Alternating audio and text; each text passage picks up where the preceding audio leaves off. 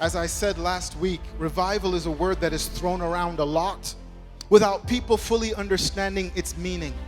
They pray for revival as they continue to go to the witch doctor. They pray for revival while they continue to drink. They pray for revival as they continue to fornicate. They want revival as they walk away from God's will. As I said, in the U.S., all these shootings that are going on, the unrenewed, unsaved minds of many people, I've seen them on TV just in tears saying, we've got to do something. Somebody do something. They don't know what, they don't know who, but somebody do something.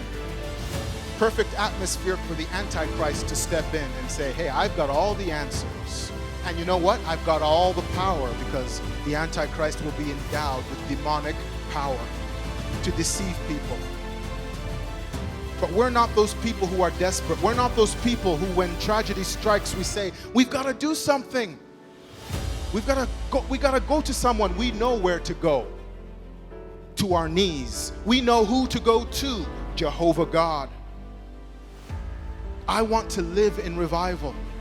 I want to live a life of revival. I don't want to pray for revival because I'm walking in it. And I want true revival to invade my life, to invade my space, for revival to affect and infect every aspect of my life. I want to walk differently. I want to talk differently. I want to behave differently, because heaven-sent revival is having its way with every inch of me. That's not going to happen if I'm walking in sin. Remember last Sunday? You've made the things of God of no effect because of the traditions of men. We talked about this last Sunday. For those of you who were here, I took a lot of time explaining that. Take the time to consider all of the things that fall into that category of the traditions of men. Culture. Some education you have received. And you know, when I talk about culture, I'm not just talking about our cultures here in Uganda. There's also the culture in the West that is infecting and affecting the people in a negative way. Tolerance of the things that God has forbidden. I want the things of God to have their full effect in me. I want revival to have its full control in me. God sent heaven-controlled revival to sweep through me. I want the things of God to have effect in my life. But that's not going to happen if I try to mix it with the traditions of men. Revival will not come until we completely purge ourselves.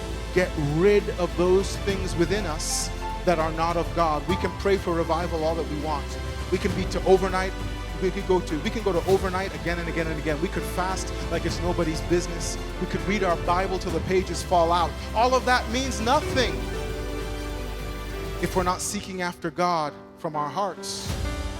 If we're not surrendering our sin and not trying to mix the traditions of man with the commands of God.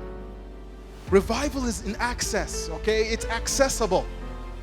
Don't think you need a mighty man of God to come and then revival will come. No, no, no, no, no. Don't think you need a Benny Hinn type of figure to come to lay hands on you and then revival will come. No, no, no. Revival is within reach. He stands at the door and knocks. What you must do is open the door. Don't think of it as out of reach for the individual. It's within reach for the honest seekers of God.